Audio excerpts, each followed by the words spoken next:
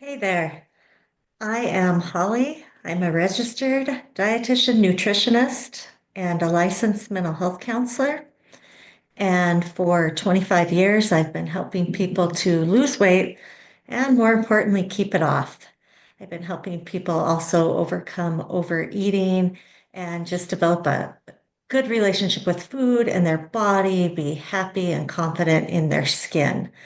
And I decided to come online because for a long time I've really thought that there isn't enough out there dealing with the mind and the role of the mind in the choices that we make and in whether or not we see weight loss, whether or not we realize our health goals, whatever that might be for ourselves. And so I'm an empty nester. I finally have some time and I'm going to share today. So, what I'm going to share today is my answer to this question. And the question is, are you really in control of your weight? So, what do you think? Do you think you are in control of your weight? Or is weight loss out of your control? All right, we're going to go into this. So, I hear this a lot from people. I've heard this hundreds, if not thousands of times. My body is fighting against me. And weight loss is complex. I am not here to simplify it. I think too many people out there on social media absolutely simplify it. If we want to see long-term results, it's complex. But today we're going to start with looking at genetics and epigenetics, and also the role of your subconscious and conscious mind and some food addiction. So, what I hear again is that, it's genetics. There's not much I can do about it. Is that true? So, I mentioned we're going to break down these factors. So, what is genetics? Genetics refers to the DNA that you inherit from your parents. It's really the blueprint of your body. And some genes we know do influence our metabolism, our appetite, how we store fat, how much fat we store, and even how our body responds to exercise. So, for example, there's certain genes that are known to be linked to a higher risk for obesity. And this is peer-reviewed research, meaning that it's been looked at by medical professionals. It's been determined to be valid. And I personally have a background in research in my undergrad, and I am here to give you information that's quality, not just throwing stuff out there that doesn't have any backing to support it, but some quality research. So, what's epigenetics? Epigenetics is how our environment and choices switch genes on or off. So, it controls how our body reads genetics instructions. So, if you think about a light switch, your genes are the light switch. Okay, so you got that little light switch there. But your epigenetics determines whether that switch goes on or whether it stays off. And here's an example: two people can have the same obesity gene, but one may never become overweight because their lifestyle choices influence whether that gene expresses itself. So, whether that gene is flipped on. And that's determined by our epigenetics, those choices.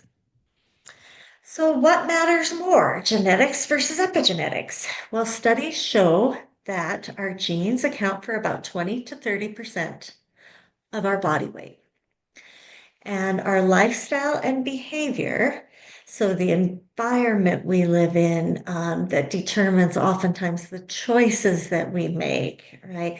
Everything we do throughout the day, does really actually control 70 to 80% of our body weight. So this means you really are not doomed by your genes, and you have more control than you may have thought. So now, in a way, this is good news. In a way, you might be thinking it might be bad news. You might be thinking, I don't buy it because I've done everything and I'm not seeing the results I want to see. And so we're going to talk about why that is. So let's go into this. Um, Here we're going to get into the mind's role. And I propose it has the biggest role in all of this stuff. And we're going to start with the conscious versus the subconscious mind. So the conscious mind, I like to think of that as the boss. Okay, that's your boss. That's the mind that tells you this is the plan. This is what we're going to do. This is what we're going to follow. So it is setting goals. It's making decisions. It's very logical. And it's the source of your willpower. Now, your subconscious mind, that's the employees.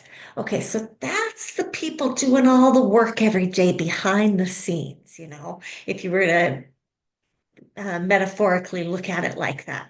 Everybody behind the scenes carrying out what's actually being done.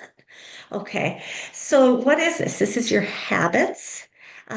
So your eating patterns, what you typically eat throughout the day, why you eat, where you eat, with whom, how much you move, where you move, do you like to move or not? Often this is our habits determine all of those patterns. And it's our automatic behaviors. So habits really are automatic behaviors.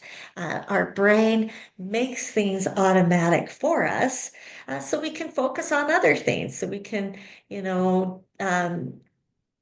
we're very capable of listening to a podcast, for example, while driving home from work, and we don't really have to think about where we're turning. It's automatic for us. So anything we do over and over again becomes automatic. Also in the subconscious are our deep beliefs about food and our body. So, do we believe that we can lose weight?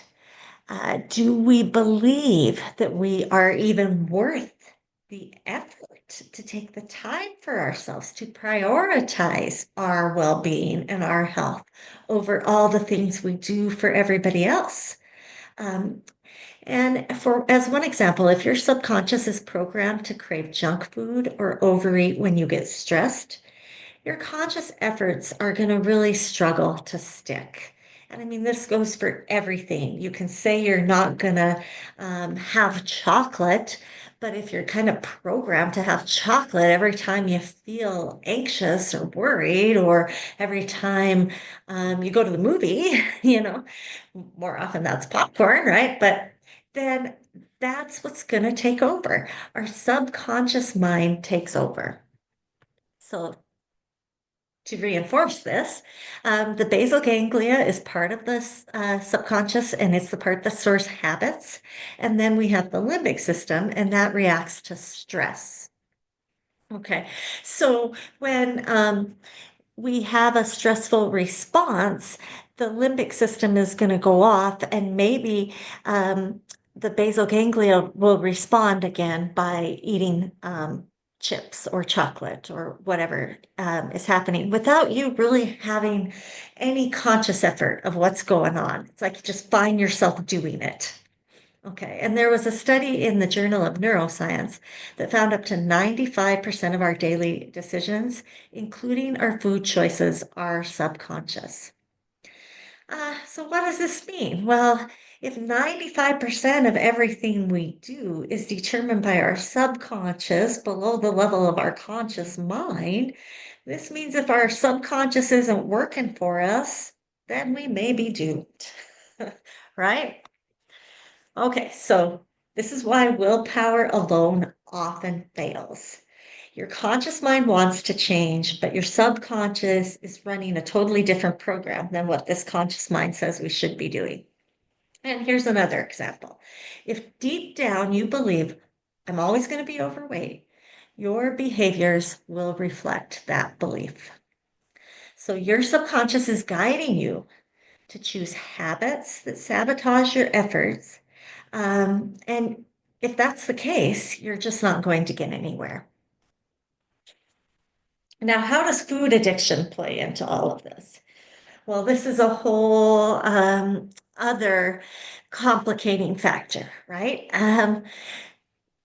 our ancestors weren't faced with the foods and the variety that we're faced with today. And I mean, even if you go back 100 years ago, 50 years ago, right? They weren't faced with as much variety of these hyper palatable foods that we have today. So, what are hyper palatable foods? They're addictive foods um, that cause loss of control, cravings, and overeating for many people.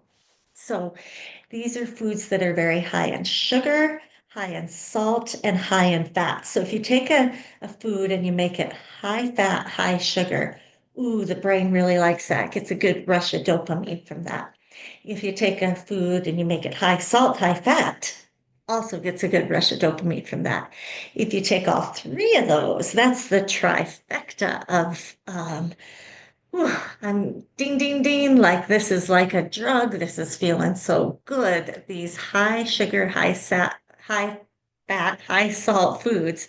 So here's an example of that. A cinnamon roll, a cinnamon roll with just a little hint of salt, but that great ooey gooey and oftentimes has dough stabilizers and other things that are going to make it just that mouth feel just so amazing. So you have that. If you're not like a cinnamon roll eater, but you're a chicken wing type of person, that's another one that has that great combination that can be addictive for a lot of people. So we know that that can make it really hard, right? When these foods are tempting and they're following the same neural pathway as addictive drugs, how do we stop? We can stop, but again, we got to learn to take control of our mind. And, you know, habit change, do I say it's hard? I think it takes focused attention. I think it takes commitment. Um, if you're willing to devote that to it, it doesn't have to be hard and that it's not impossible. It's just like practice, right? Anybody who practices gets better at something over time. So initially, like if you expect to, for example, I ride downhill bikes, right? If you expect to be able to just hit a jump and have the great form and land that jump on your bike or go off a drop, you know, no, we don't know what we're doing. We got to practice. We got to hone our skills. We got to learn over time. And that's the same with everything I'm talking about here is you can practice and hone your skills if you're committed. And you become a pro at this. And how do I know that? Because I've helped thousands of people do it, but I've also done it myself. So I've struggled with food addiction, overeating, all kinds of stuff.